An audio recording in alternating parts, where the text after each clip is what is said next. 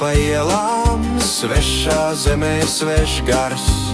Neievēro vietējos likumus, viņa zemē kebabu karš.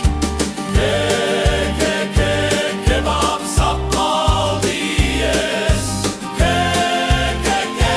Kebabs apmaldījies.